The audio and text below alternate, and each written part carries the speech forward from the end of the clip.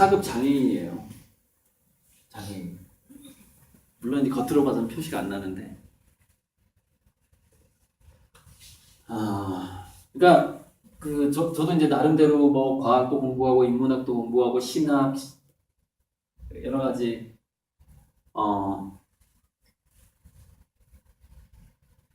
제 공부의 시작은 뭐였냐면 또 이게 참 이거 같아요. 제 공부의 시작 출발은 뭐였느냐? 공교육이 아니고 제가 유목자로 태어났어요. 아버지가 월남전에서 전사했단 말이에요. 제가 어려서부터 가장 궁금한 게 천국과 지옥의 존재, 영혼의 세계였어요. 그게 제일 궁금했어요.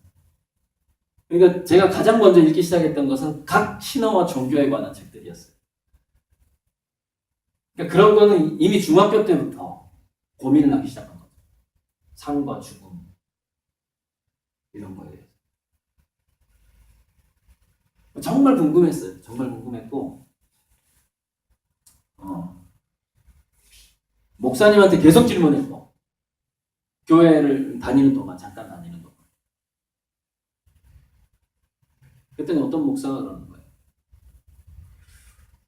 그때 우리 시골 마을에는요 교회 자체가 없었어요. 그럼 교회가 아예 없었던 동네에서 살다가 죽은 사람은 어떻게 돼요? 제가 물어봤거든요. 아예 뭐 성경이라고 구경도 안 해본 사람들은 어떻게 돼요?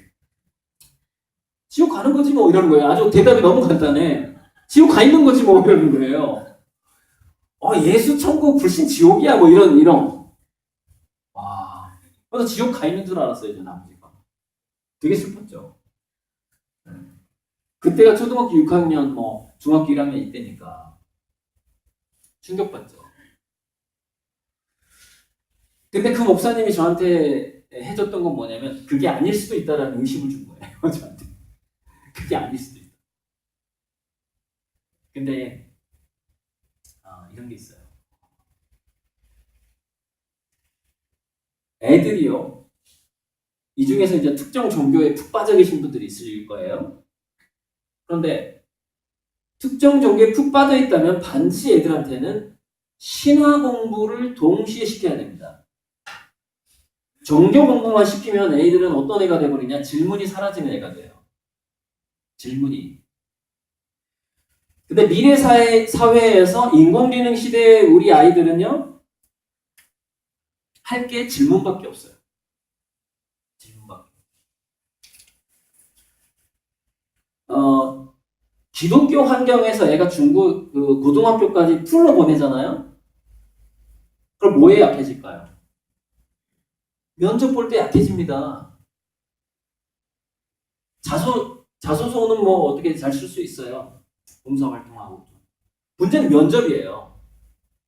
면접에서 돌발 질문에 잘 대답을 못하는 애가 돼요. 왜냐면은 입사시험과 대학 입시의 모든 면접이라는 것은 지금까지의 고정관념 내에서 대답하지 못하는 질문을 찾기 위해서 발버둥을 치고 있습니다. 그 면접관들이. 주로 이제 교수나 거기 간부들이죠. 그래서 그 질문을 찾지 못해서 그 질문을 만들어주는 사람을 고용하기도 합니다. 질문을 만드는 게 쉽지 않으니까. 그래서 정답만 들었던 애들은 면접에서 거의 우수수 떨어지는 거예요. 우수수. 그래서 제가 도그마나 이데올로기나 이런 거를 애들한테 절대 강요하지 말라고 해요. 윤리도덕 교육을 그렇게 시키는 거거든요. 윤리도덕 종교 교육을 애들한테 시키게 되면 그게 한 초등학교 때까지는 그 아이의 어떤 도덕성의 형성에 도움이 되는데 중학교 때쯤부터는 비판적인 사고를 더 깎아먹어요. 질문을 못하는 애가 되니까. 그래서 신화를 왜 공부시키라고 하냐, 동시에 신화는 다양성을 갖고 있어요. 국가별로. 그럼 어떤 의심을 하게 되죠? 성경도 신화일 수 있다라는 의심을 하기 시작합니다. 제가 그랬으니까. 성경도 신화일 수 있다. 그러면 거기서부터 다양성의 세계로 빠져나오는 거죠. 물론 나중에 저도 다시 기독교인이 될 수도 있죠. 나중에. 말년을. 은혜를 입어가지고 말년에 죽기 전에 그 기독교인의 입장에서 보자면 은혜를 입어가지고 돌아갈 수도 있죠. 어쨌건 참고로 제 집사람 기독교인이고 교회를 다니고 있고 제가 교회에 매주 데려다 줍니다. 저 기독교인 아닌데 교회에 데려다 줘요. 네. 그러면서 제가 맨날 하는 얘기가 있어요. 이제 전 주일학교 교사까지 해봤거든요. 성경 공부 좀 했죠. 이 얘기만 합니다. 예수님이 외쳤던 건 딱 두 가지다. 너희에게 새 계명을 준다라고 얘기했어요. 분명히. 무슨 얘기냐? 과거의 10계명은 잊어버려라는 말은 안 했지만 그 말은 안 했지만 새로운 계명을 주겠다라고 했어요. 성경에서. 그 새로운 계명 지금 기억나시는 분 교회 다닌다면 반드시 두 가지 계명은 그 두 계명이 뭐냐?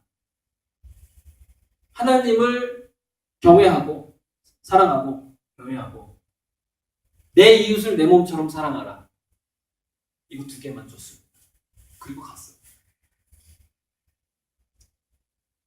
그런데 지금 종교들이 어디서 헷갈리고 있냐면 내 이웃이 어디까지인가에서 헷갈리고 있는 거예요.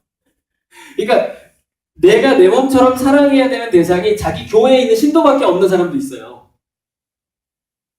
그 다음에 그게 민족인 사람도 있고요. 그 다음에 그래도 이웃은 천주교까지는 우리 이웃 아닐까? 여기서 막 헷갈리고 있는 거예요. 그러니까 무슬림은 우리 이웃이 아니니까 죽여도 되는 거 아니야? 네. 지금 전쟁들이 그렇게 일어나고 있는 겁니다. IS 문제. 부시가 이라크 공격했던 거 다. 이건 십자군 전쟁이다 막 이러면서. 자, 그런데 이런 거예요. 그래서 제가 이제 거기서 굉장한 종교, 처음에는 기독교인이었기 때문에 종교와 신화 사이에서 갈등을 하게 되고, 그리고 아무리 봐도 이게 과학이라는 게 아니면 해결이 안 나는 거예요, 제 머릿속에서. 그래서 대학교 들어가면서부터는 의도적으로 과학에 대한 책만 봤어요. 그 전까지는 어떤 신화에 대한 거, 종교에 대한 거를 공부를 많이 했고, 그게 뭐 제가 고등학교 때요. 제가 고3 때예요, 고3 때니까. 고3 때 제가 학력고사 준비를 한 게 아니었어요. 이제 저는 이제 그림 미대였기 때문에 굳이 막 국영수 공부를 많이 안 해도 이게 실기력으로 좀 대학을 갈 수가 있었잖아요. 좀 마음의 여유가 있었죠. 그래서 저는 고3 때도 종교를 연구했습니다. 수능 학력고사에 전혀 안 나오는. 그래서 그때 후기 그리스도 교회라고 마릴성도 예수 그리스도 교회가 있어요. 마릴성도 예수 그리스도 교회. 그 사람들 쫓아다니면서 영어 공부하면서 막 다니기도 하고 세례받기 직전까지 갔어요. 그 다음에 여호와의 증인. 그 다음에 고3 때부터 그 증산도라고 해가지고 민족 종교가 있어요. 대순진리 아시죠? 불교 기독교는 기본이고 천주교요? 저 삼촌 따라서 천주교 자주 갔어요. 중학교 때. 왜냐면 삼촌은 너 교회 다니지 말고 천주교로 와야 돼. 여기가 훨씬 좋단 말이야. 막 이러면서 그래서 내 탓으로 해도 저 되게 많이 했습니다. 막 앉았다 일어나다 되게 교회하고 틀려요. 더 많이 막 일어났다 앉았다. 굉장히 걱정합니다. 천주교 그 예배는. 그러니까 이제 대학 가기 전에 각 종교 막 직접 다니기도 하면서 천국과 지옥에 대한 의견이 막 다 다르고, 여러분 기독교에도 연옥이 있는 거 아시죠? 천국과 지옥 가기 전에 중간 단계에 연옥이 있어요. 구약에 나와요, 구약에. 그래서 교회가 그 동네에 들어오기 전에 죽었던 사람들은 일단 연옥으로 간다라고 주장하는 목사가 있고요. 아니다, 바로 지옥으로 간다고 주장하는 목사도 있어요. 또 기독교에서도 파가 갈려요. 그러면 또 이제 또 이단 나오는 거예요. 또 정파가요. 기독교 정파가 우리나라 한 2,000개 될 거예요. 여러분 한 몇십 개 되는 거 같죠? 안 그래요? 몇천 개가 됩니다. 굉장히 역사가 긴 종교들은 몇천 개가 되고, 역사가 짧은 일제시대 경에 나온 증산도만 해도 우리나라의 종파가 126개 정도가 됩니다. 수많은 교주들이 있어요. 역사가 150년밖에 안 됐는데, 그러니까 한 1년에 한 명씩 교주가 나오는 것 같아. 1년에 한 명씩. 그러니까 2000년이 됐다 그러면은 교주가 2000명이에요. 1년에 한 명씩 교주가 생겨. 종교가. 자, 이 경향성은 뭘 말해주는 거죠? 인간은 자기식대로 뭐든 해석한다는 거예요. 그게 성경이 됐든 불경이 됐든. 결국 굉장히 주관적인 존재라는 겁니다, 인간이. 근데 누가 교주가 되죠? 좀 입김 센 놈. 이렇게 에너지 많은 애. 그리고 약간의 초능력이 있는, 약간 최태민처럼. 최태민이 그 최면술사야 돼요, 최면술사. 에너지가 강하다는 거죠. 근데 최면술에 굉장히 능하면서도 교주가 안 되는 사람들이 있거든요.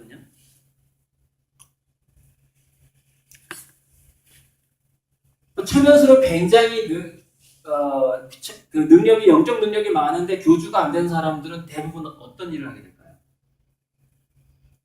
의사 활동을 하게 됩니다. 아픈 사람들을 구제해주고 다녀요. 교주가 안 돼요. 그거 봉사하느라고 교주들 시간이 없어요.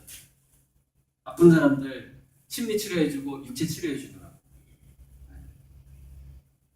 어쨌건 지금 제가 오늘 제가 약간 주문받은 강의의 방향성이 있어서 예전 강의랑 좀 많이 종교 얘기를 안 할 수가 없어요. 왜 그러냐면 이면의 차원을 이야기하지 않고요, 이 세계를 이해할 수가 없기 때문이에요. 아인슈타인이 그랬어요. 어떤 질문을 하는 차원에서는 그 질문에 대한 대답을 얻을 수 없다라는 말을 했어요. 그러니까 이 세상에서 이 세상이 왜 이리저라고 질문을 우리가 던지잖아요. 이 세상 차원에서는 답이 안 나옵니다. 뭐만 나올까요? 싸움만 나와요. 싸우기만 합니다. 답이 안 나와요. 다른 세계로 넘어가야지 답이 나와요. 물론 근데 그 다른 세계로 넘어가서 답이 나오긴 나오는데 그 답이 사람들마다 틀려요. 그래서 교주가 1년에 한 명씩 나오는 거예요. 어떤 종교가 하나 딱 탄생으로 1년에 한 명씩 교주가 나와, 평균. 종파가 계속 갈라지는 거예요. 우리나라는 목사마다 다 교주잖아요. 성경에서 거의 다 틀려요. 자기가 선호한 구절도 틀리고. 그래서 그 정치적인 색깔도 교회마다 틀려요. 교회마다. 어쨌건 그게 이런 겁니다. 제가 이제 이 화면을 띄워놓은 게 뭐냐면, 이해하기는 어려운데요. 그거를 보여드리고 싶은 거예요. 이거.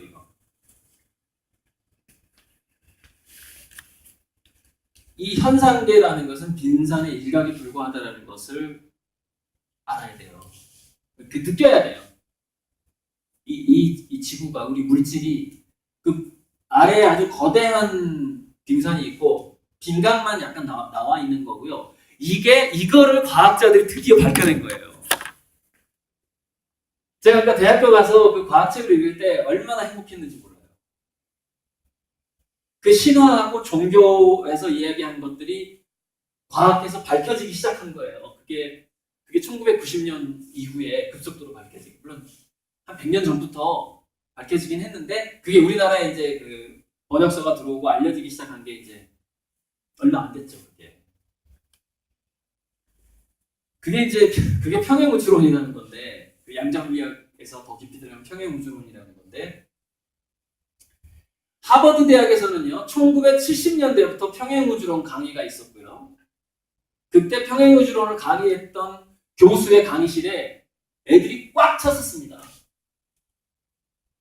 굉장히 오래된 이론이에요. 벌써 미국은 50년 전부터 평행우주론을 배우고 있었다니까요. 미국의 명문대에서. 50년 전입니다, 그게. 1970년대니까. 그게 뭐냐면 우리가 알 수 없는 차원이 너무나 무수하더라는 것이죠. 그래서 우리가 보이는 현상계가 정말 구우일모라고 그러죠. 구우일모. 9마리 소의 수많은 털 중에서 하나가 우리가 지금 보는 세상이에요. 그만큼 다양한 가능성의 세상이 펼쳐져 있는데, 좋아. 제가 그럼 거기까지 평행우주론까지 대학교 때 제가 배웠어요. 그에 대해서 뭐 이상하게 생각하지 마세요. 이미 그 과학계에서는요 거의 수학자하고 물리학자 그 평행우주론을 알고 있는 과학자들의 70% 정도가 평행우주론이 맞을 거라고 주장을 합니다. 그거를 제가 이제 신화하고 종교에서 그 과학자들의 주장까지 대학교 때 그 결합을 이뤄낸 거죠. 근데 그걸 보면은 이렇게 돼요. 그럼 왜 이 우주는 수많은 가능한 현실을 무수하게 만들어 버렸느냐는 것이죠. 무수하게.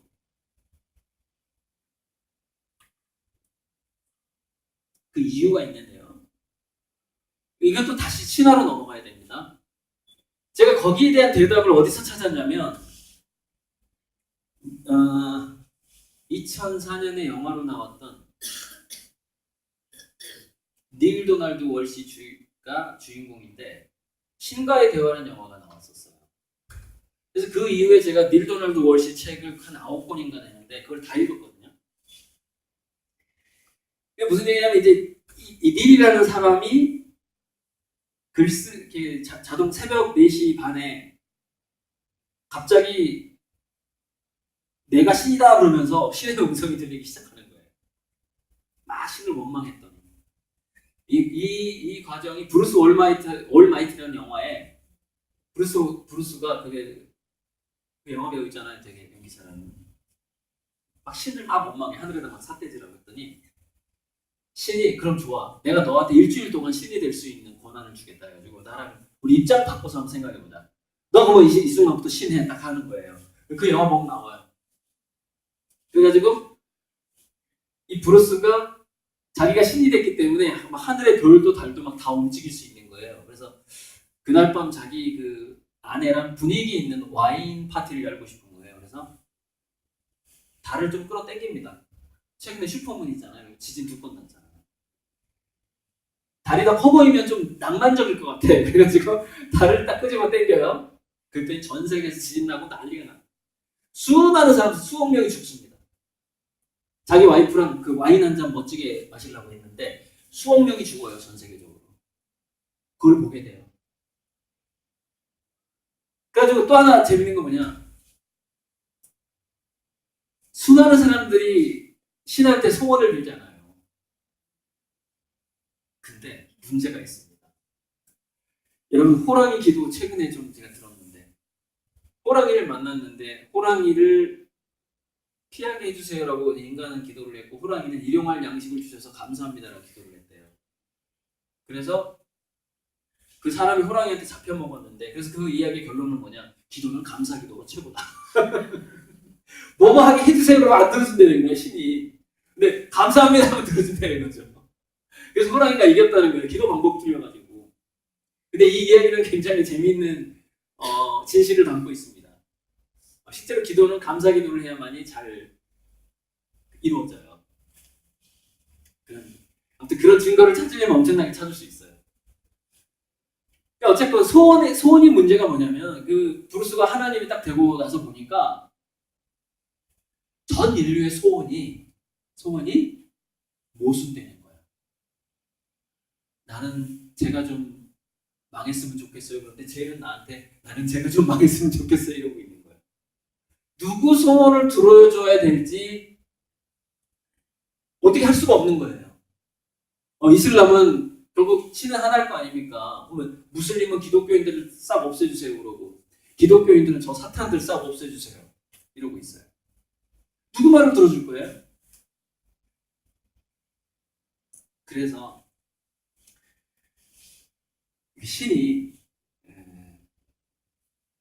어떻게 하기로 했냐면 이거 이제 제 얘기가 아니라 제가 신한테 직접 들은 얘기가 아니라 책에서 본 내용인데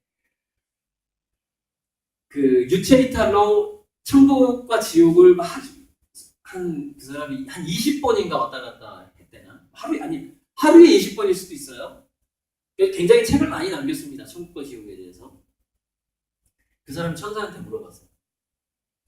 그 구절이 정말 감명 깊게 읽어가지고 지옥을 갔는데 사람들이 고통을 당하고 있는 거예요.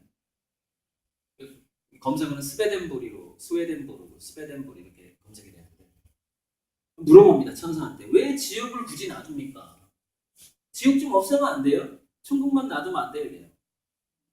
그랬더니 상당히 수준급의 천사가 이렇게 얘기해요. 지옥을 없애면 인간의 자유의지가 없어진다는 거예요. 생각해 보세요. 우리가 자유롭게 운전한다는 건 뭐예요? 갈림길이 왔을 때 좌회전도 할 수 있고 직진도 할 수 있고 우회전도 할 수 있어야 되죠.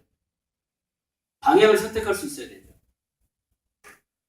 그래서 이 우주에는 좋은 방향과 나쁜 방향을 설정해 놓지 않으면 인간이 선택할 게 없다는 거예요.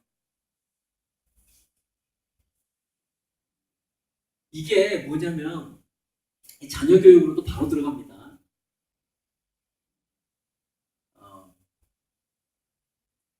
리스크가 없잖아요. 그러니까 어떤 선택의 위험성이 없잖아요. 그러면 인간의 두뇌가 발달하지 않아요. 멈춰버립니다. 그래서 청소년기에 그걸 잔디깎기 맘이라고 그래요. 장애물을 치워주는 엄마를 잔디깎기 맘이라고 그러는데 잔디깎기 맘한테 양육을 당한 청소년들은요. 리스크가 없는 선택을 해왔기 때문에 리스크가 없는 선택을 해왔던 사람 있잖아요. 박근혜 씨라고. 어떻게 되면 두뇌가 성장이 멈춰버립니다. 근데 재밌게도 이게 연세대 황상민 그 심리학과 교수가 그걸 딱 간파를 했더라고요. 박근혜의 IQ가 17세에서 멈출 것 같다는 거예요. 17세에서 더 이상 성장을 못했다는 거예요. 그 말투로 들어보니까. 그게 잔디깎기 마음이 자기 자식들한테 하는 결과입니다. 공주나 왕자로 보면 그렇게 되거든요. 왜냐면은 뭔가 전략 기획을 하고 뭔가를 올바른 선택을 하고 어떤 게 더 우선적으로 내가 해야 되는 건지를 생각을 하려면 어떻게 해야 되죠? 리스크가 없이는 그걸 생각하지 않는다니까요. 자 보세요. 내가 이걸 선택하면 리스크가 10%야. 이걸 선택하면 리스크가 20%야. 이걸 선택하면 리스크가 30%야. 그런데 이걸 선택하면 우리 가족이 다쳐. 이걸 선택하면은 우리 선배가 다쳐. 이걸 선택하면 우리 아버지가 다쳐. 아니 가족 말고 가족 선배. 우리 애기 다쳐. 세상은 이런 거 투성입니다. 세상은 꽉 이런 걸로 차 있어요. 왜? 신이 그런 걸로 채웠어요. 그럼 신은 왜 그런 걸로 이 세상을 리스크를 굉장히 복잡하게 만들어가지고 채워놨을까요? 여러분들 그런 거 가끔 생각하시죠? 내가 그 남자 괜히 찾다. 그 남자 안 찾으면 지금 남편 안 만났을 텐데. 네. 새로운 리스크를 만나게 됐을 겁니다. 새로운 리스크를. 아주 지금 상상도 잘 수 없는 무서운 일을 당했을지도 몰라요. 그 남자 안 찾으면. 과거의 그 남자. 첫사랑이랑 결혼하신 분은 이해를 못할 텐데 저는 첫사랑이랑 결혼을 안 해서 충분히 이해가 합니다. 네. 그러니까 그게 리스크의 종류만 바뀌어요. 그러니까 고통이 새로운 종류의 고통이 있는 거예요. 그냥. 리스크가 없는 삶이 없는 거예요. 그 리스크가 지옥이에요. 그러니까 이 우주가 지옥을 설정할 수밖에 없도록 설계가 돼 있다는 거예요. 왜냐면은 왜?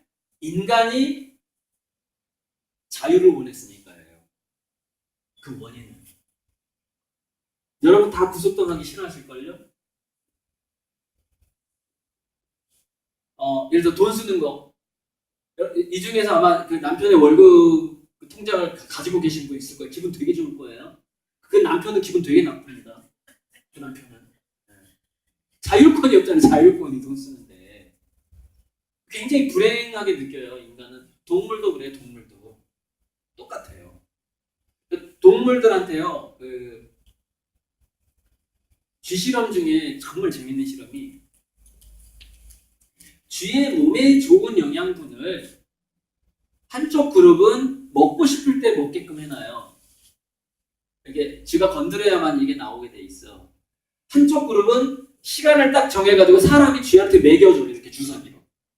쥐를 딱 잡아가지고 벌려가지고. 그랬더니 재밌는 현상이 나타납니다. 분명히 몸에 좋은 게 들어갔는데 쥐 몸에서는 독소가 많이 생겨. 그 쥐가 원치 않을 때 좋은 거를 주면 그게 독으로 변하더라는 거예요. 몸속에 들어간 다음에. 여기서 쥐가 원할 때 먹으니까 그게 영양분이 되더라는 거예요. 이게 발견이 됩니다. 자, 다시 교육으로 넘어가 보죠. 과연 여러분들은 아이가 원할 때만 좋은 걸 주고 있나요? 아니면 아이가 원치 않는데도 좋은 걸 주고 있나요?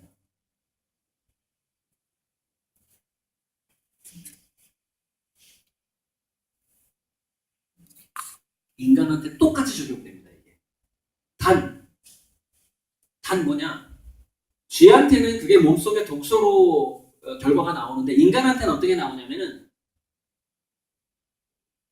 리스크를 볼 줄 모르는 애가 돼버려요.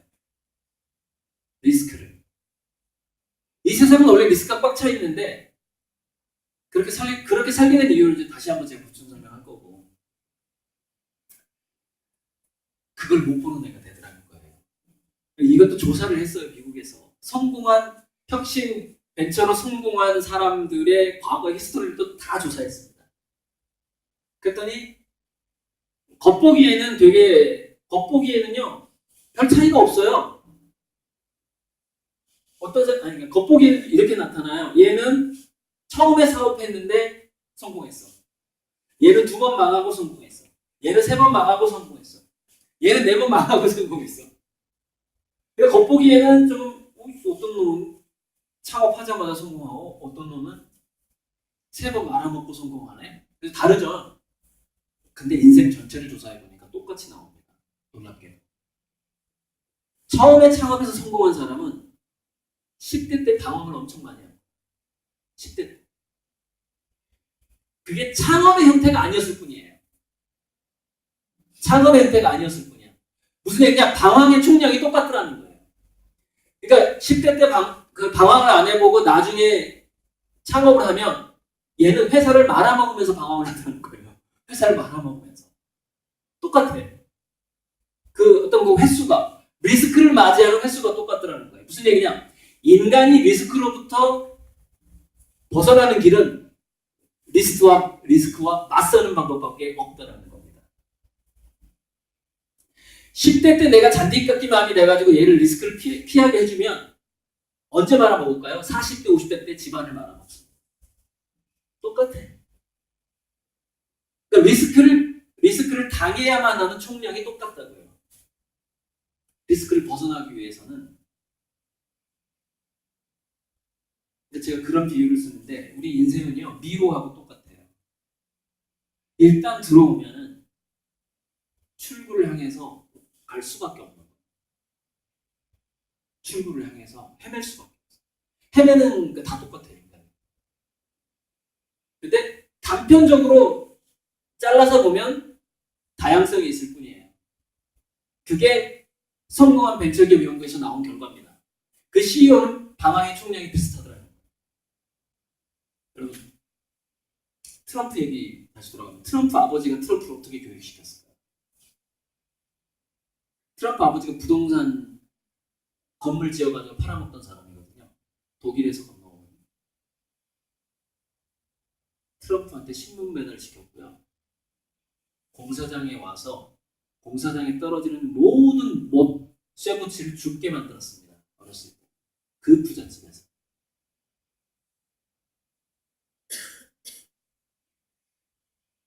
근데 조금 차이점이 있더라고요. 트럼프 친구들이 이렇게 얘기해요. 트럼프는 굉장히 고급차를 타고서 신문 배달을 해요. 예를 들어서 요즘으로 말하면 벤츠 타고 신문 배달을 했대. 가난한 집 애들은 어떻게 신문 배달했을까? 자전거 타고. 근데 어쨌건 신문 배달을 했어요. 어렸을 때. 공사장에서 못을 주워요. 우리 이삭 줍기 하듯이 시골에서. 그래서 어떤 식으로든 부잣집 애가 됐든 가난한 집 애가 됐든 어떤 리스크를 헤쳐나가면서 어디까지 가는 애들은 보면은요, 어렸을 때 그 어떤 고생한 게 있어요. 다른데. 잔디깎기 맘한테는 잘하지 않아요. 그게 꼭 있어요. 추적해보. 아무튼 미국의 그 벤처 기업가들, 뭐 테슬라 자동차 CEO라든가 보면 엄청 집안이 가난해 또. 그 엄마가 너무 가난해가지고 우유를 엎지르면 통곡을 했대요. 자식한테 먹일 우유가 냉장고에 없는 거야. 테슬라 엄마가 어렸을 때 애들 키울 때. 우유가 엎질러진 만큼 자기는 울었다는 거예요. 왜 울었느냐? 그 우유를 다시 살 돈이 없었다는 거지. 겨우 저금통을 털어서 애들 먹이려고 우유를 사온 거예요. 근데 부엌에 실수로 엎질러 거예요. 그 우유 엎지는 만큼 울었다. 그렇게 얘기를 합니다. 자, 정리를 하고 넘어가야 되는데, 자, 그래서 이겁니다. 총량이 같잖아요. 그 성공한 CEO들의 과거의 방황 총량이 같더라는 거예요. 창업하기 전에 실패를 해봤거나 실패나 실수를 해봤거나 창업한 다음에 말아먹으면서 실수를 해봤거나 그 횟수는 비슷하더라는 거예요. 아니면 뭐 이런 경우는 있죠. 그 아버지가 엄청나게 실수를 해가지고 얘가 죽을 때까지, 그러니까 자기 그 아버지가 죽을 때까지 계속 잔디깎기를 해줄 수가 있습니다. 자기 자식 50, 60 될 때까지 아버지가 90, 100세를 사는 거야. 그래갖고 자기 애가 50대, 60 될 때까지 계속 성공할 수 있도록 잔디깎기를 해줄 수가 있어요. 그 유명한 사람 중에 최순실 씨라고. 뭐 이게 악기 연주하다가 엄마 나 갑자기 악기가 싫고 저기 승마할래. 그랬더니 알았어. 내가 10억짜리 말을 사줄 테니까 좀만 기다려봐. 잠깐 삼성에 전화 좀 하고. 35억. 오케이? 잔디깎기 엄청 잘해주잖아요. 그죠? 그래서요. 이걸 또 누군가가 제 책에서 봤으니까 누군가가 또 이걸 연구했어요. 재벌들이 2세, 3세를 교육시키기 위해서 그 교육비를 얼마를 책정하게 해요?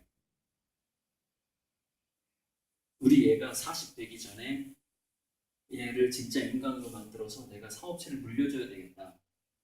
아, 그럼 수업료를 얼마 정도 낼까?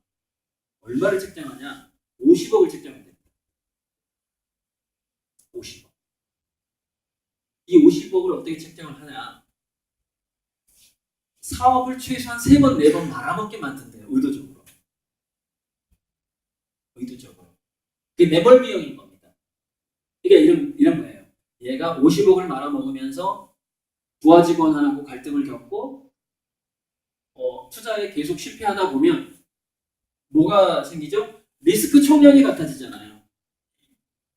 그러니까 가난한 집에서 그 리스크를 받은 애들은 50억이 없기 때문에 알바 뛰어가면서 떡볶이집 포장마차 하나 차렸다가 깡패한테 맞아가지고 그거 없고 또 뭐 다른 거 하고 실내 포장마차로 들어갔다가 이렇게 살잖아요. 어쨌든 리스크 총량은 같아요. 망하는 거는. 근데 단지 재벌 2, 3세는 뭐냐면 10억을 날려도 아빠가 다시 10억을 채워줘. 20억을 날려도 20억을 채워주는 거예요. 그 차이일 뿐입니다. 근데 망하는 총량은 같아요. 그래서 대략 50억을 쓴대요. 사업가 나온 사업가가 만들기 위해서. 그 50억은 뭐냐? 말아먹을 거 뻔히 알고 있다는 거. 그 아버지 할아버지.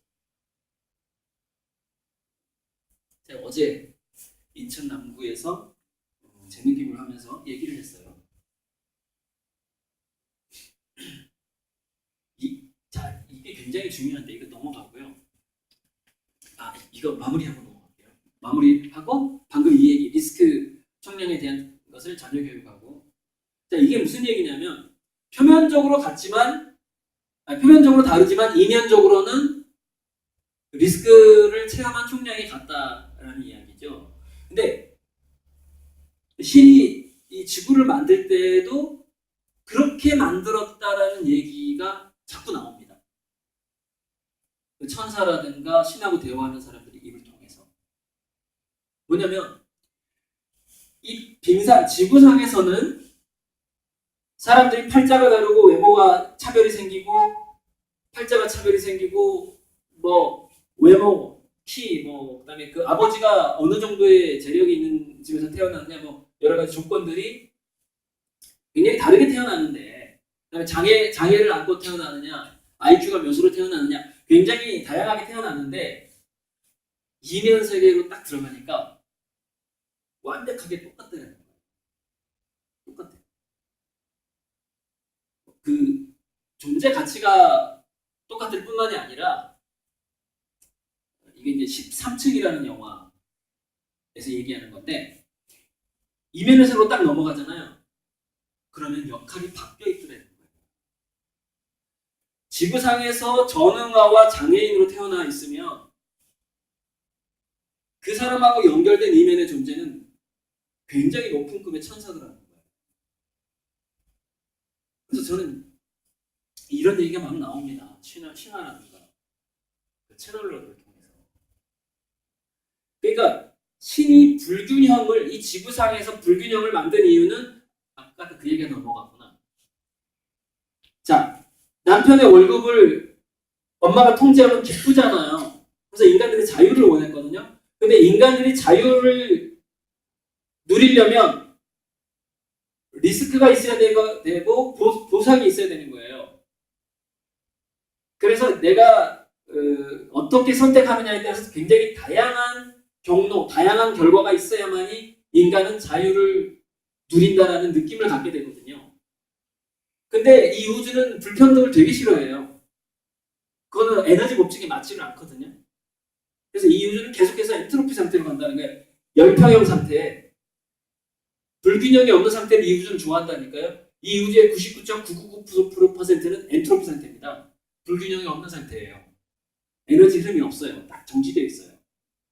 근데 이 지구 같은 특별한 면에서는 엔트로피에 반대 네게트로피 상태를 유지를 해요. 그래서 굉장히 불규칙하고 불평등이 많고 그렇습니다. 이 지구가. 근데 막 불평등하고 불규칙한 것을 만들어서 깔아놓지 않으면 인간은 자유를 못 느끼더라는 거예요. 인간은. 상태가 똑같은. 완벽하게 하얀 사막을 여러분들이 걷는다고 생각해봐요. 나무 하나도 없고 오아시스 하나도 없어. 그럼 어떤 생각일까요? 내가 걷는 거야? 아니면 그 트레드밀? 제자리 다람쥐처럼 내가 제자리에서 걷는 건지 내가 직접 나가는 건지 절대 알 수가 없습니다. 그래서 가끔 착각하잖아요. 옆에 차가 나가는데 내 차가 뒤로 밀리는 줄 알고 막 브레이크 막 밟잖아요. 그 상태 빠져버려요. 착각하게 돼요. 바로 그 자유를 느낄 수가 없기 때문에 내가 다람쥐 그 통 안에 있는 것처럼 느끼게 된단 말이에요. 그래서 신은 어쩔 수 없이 불평등하고 다양성을 지구상에 깔 수밖에 없었다니까요. 그걸 누가 원했기 때문에? 인간이 원했기 때문에. 브루스 올마이티처럼. 그러니까 무슨 얘기냐면 수많은 인간들이 소원을 빌었어요. 그래서 그 신은 이걸 선택하게 된 겁니다. 둘 중에 하나를 선택할 수밖에 없는 상황이 온 거예요. 신은 뭐냐? 소원을 다 안 들어주거나 아니면 소원을 다 들어주거나. 신은 뭘 선택했을까요? 소원을 다 들어주는 걸 선택을 하게 됩니다. 신. 이상하죠? 근데 내 소원은 잘 안 이루어지던데 이상하죠? 자, 그런 다음에 어떻게 만들었느냐? 소원을 다 들어주되 그 소원이 이루어지는 세계하고, 그러니까 100% 이루어지는 세계, 90% 이루어지는 세계, 이거를 무수하게 만들어버린 거예요. 근데 소원이 이루어지는 세계는 있잖아요. 그러니까 신은 합리적이죠. 그러니까 뭐냐면 정당성을 얻었죠. 야, 나 네 소원 들어줬잖아. 근데 그 소원이 안 이루어지는 세계가 더 많아요. 왜 많을까요? 다른 애도 소원 들어줘야 될 거 아니야. 다른 애도. 그러니까 네 소원이 이루어지는 차원이 여기 있고 다른 애가 소원 또 빌잖아. 어? 그럼 걔가 소원 이루어지는 세계가 또 내가 만들어줘야 될 거 아니야. 여러분이 신이라고 생각해봐요. 내가 소원 다 들어줄게 했는데 어떻게 한 사람만 소원 들어주냐고요. 모든 사람이 신의 자녀인데 여러분들 자녀한테 용돈 줄 때 나이에 맞게 주잖아요. 수준에 맞게. 신도 마찬가지인 거예요. 그래서 평행우주를 만들 수밖에 없었던 거예요. 그런데 그럼 이 무슨 얘기냐? 모든 인간은 지금 이 현재가요. 뭐를 알 수가 없느냐? 자기 소원이 100% 이루어지는 세상인지 0% 이루어지는 세상인지 알 수가 없어요. 아니 50% 이루어지는 세상인지. 근데 억울해하지 마세요. 어딘가에 있는 자기 존재는 100% 소원을 이루는 세상이 꼭 있으니까. 그게 평행우주론입니다. 아주 제가 소원을 들어주는 걸로 평행우주론을 처음으로 한번 이런 방식으로 제가 설명을 해보는 거거든요. 근데 얼추 맞아요. 이게. 얼추 맞습니다. 이게 양자물리학에서 말하는 관찰자 효과라는 거예요. 이렇게 보면 세상이 이렇게 바뀌더라는 거예요. 소원을 이루어지는 세상인 거죠. 사실 신은 우리 편입니다. 모든 소원을 다 들어주는 사람이에요. 단 그렇게 하다 보니까 무수한 세상을 창조할 수밖에 없어요. 무수한 차원은 숨겨져 있어요. 그게 우리가 보는 세상과 숨겨져 있는 세상입니다. 그래서 이 얘기를 하고 이제 이게 잠깐 쉬어야 되는데, 그래서 이걸 생각하셔야 돼요. 여러분 자신 내지는 여러분의 자녀가 장애인이나 지적 장애인이라 할지라도 절대 감사함을 잃어버리면 안 돼요. 더 나빠져.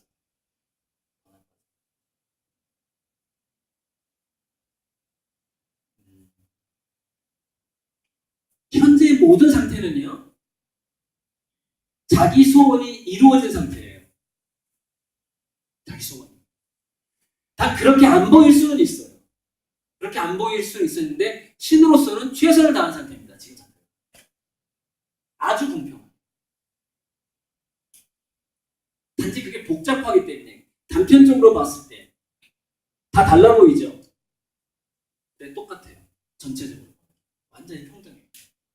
그래서 이게 시간, 공간, 그러니까 신이 뭘 쪼개냐면 시간을 쪼개고 공간을 쪼개고 그 다음에 캐릭터를 쪼개요. 다양하게. 그게 아바타라는 거예요. 아바타. 신화에 보면 나와. 신화를 공부해 보면 나와. 아바타는 신의 현신이라 그래요. 신이 다양한 모습으로 쪼개진 상태입니다. 그게 아바타. 그래서 우리 개개인은 전부 신의 아바타라고 얘기를 하는 거예요. 그게 이제 좀 인도 쪽 종교에서 나온 얘기죠. 예수님은 뭐라고 그랬어요? 다 신의 자녀라고 그러잖아요. 너희들이 다 신이고 신의 자녀다 이렇게 얘기한다. 성경에 나옵니다. 이게.